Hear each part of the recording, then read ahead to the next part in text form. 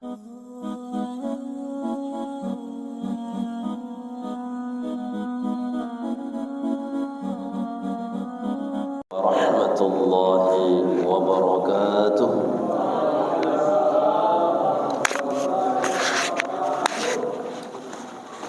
Alhamdulillahi rabbil alamin, wa bihi nasta'inu ala umuri dunya waddin, wassalatu wassalamu ala khatamil mursalin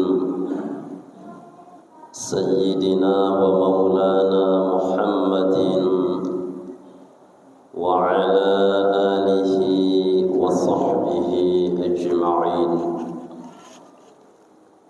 Allahumma salli ala sayyidina Muhammadin tibbil qulubi wa dawaiha wa afiyatil abdani wa shifaiha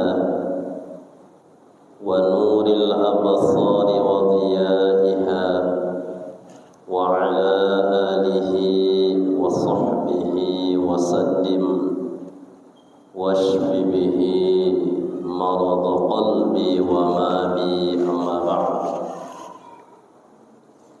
Pengurus masjid yang sama-sama kita muliakan, hormat saya kepada semua jamaah kajian yang dirahmati Allah Subhanahu wa ta'ala. Mudah-mudahan semua kita yang berhadir ini bisa menjadikan Rasul sebagai panutan kita dalam kehidupan ini, baik kehidupan dalam menjalani urusan dunia ataupun urusan akhirat. Amin ya rabbal alamin. Sehat semua bapak-bapak? Ibu-ibunya nggak ada ya? Baik. Kajian kita pada pertemuan kali ini nama Muhammad dalam Al-Quran dalam perspektif tafsir. Muhammadun itu adalah satu nama di saat lahir Nabi kita Muhammad sallallahu alaihi wasallam, yang langsung diilhamkan oleh Allah kepada hati kakek Rasulullah, Abdul Muttalib. Muhammad putra Abdullah, putra Abdul Muttalib bin Abdi Manaf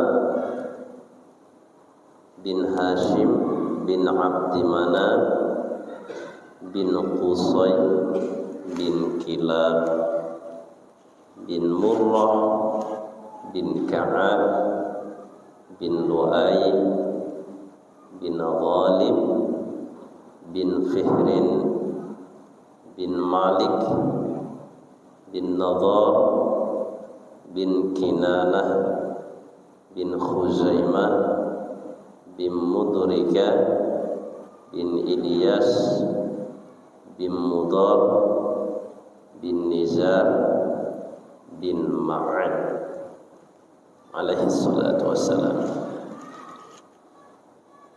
Hari Senin Nabi lahir, tanggalnya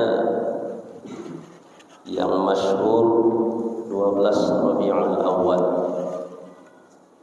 Tapi seorang ahli falak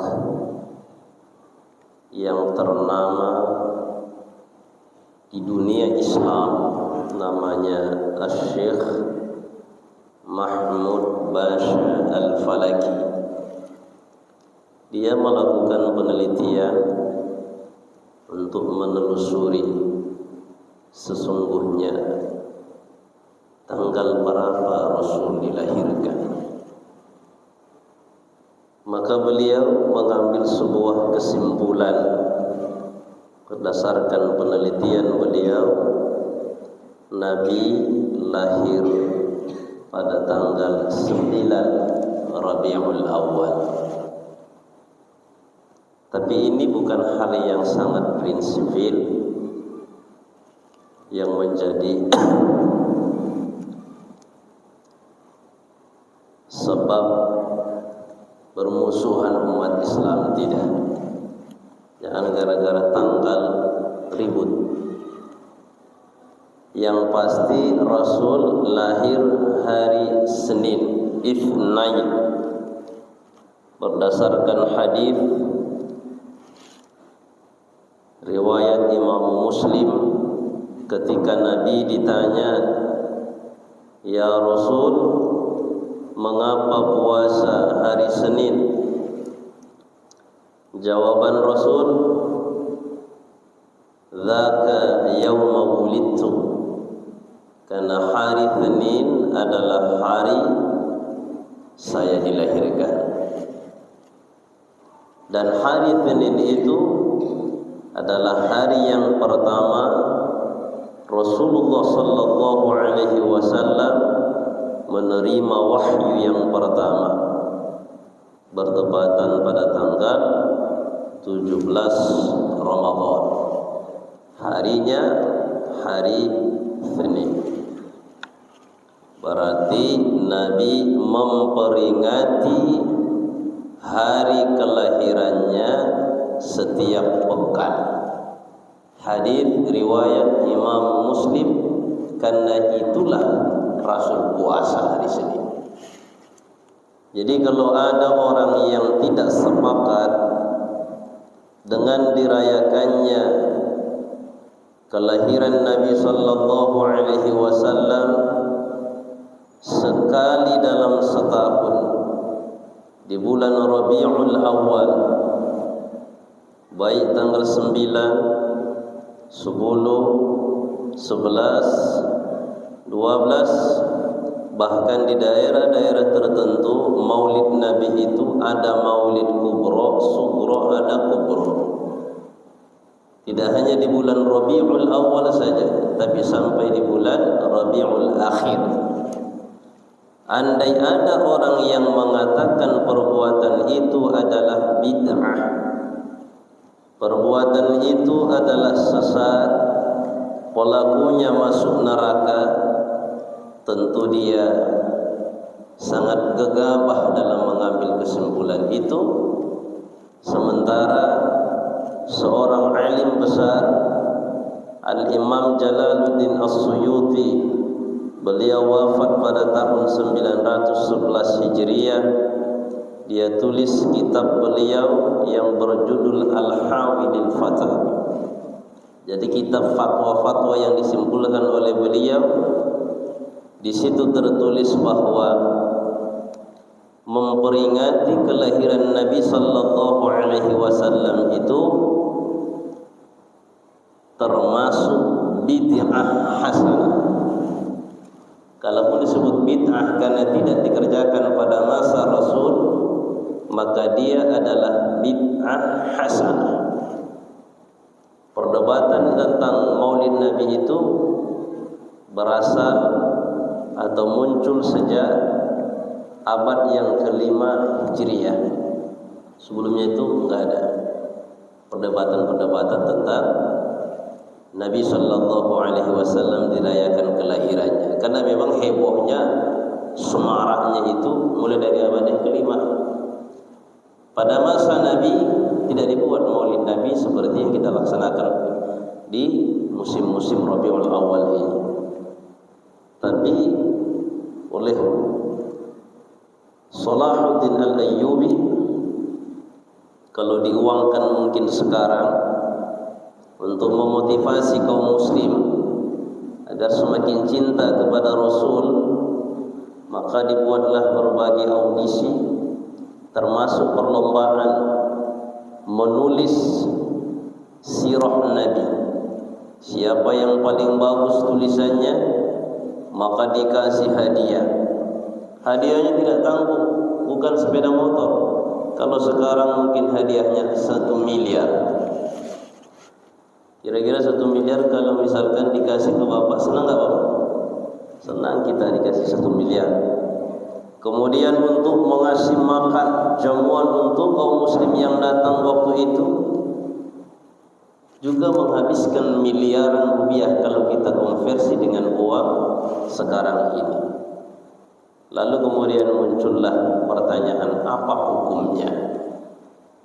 Pada abad yang ke-9, abad yang ke-10, 911 wafat Imam Al-Jalal bin As-Suyuti.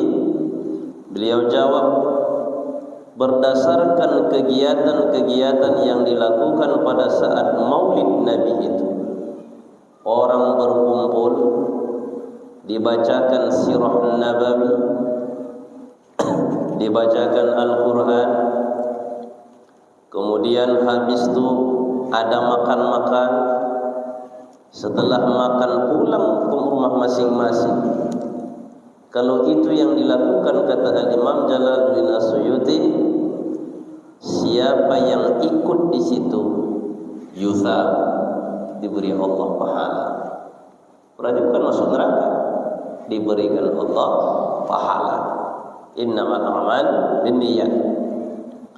Jadi Rasulullah sallallahu alaihi wasallam merayakan kelahirannya di hari Senin dengan cara berpuasa. Pada saat Nabi dilahirkan, kakek beliau Abdul Muttalib mendapatkan bisikan yang disebut dengan ilham, kasihlah nama cucumu Muhammad. Sebelum Rasulullah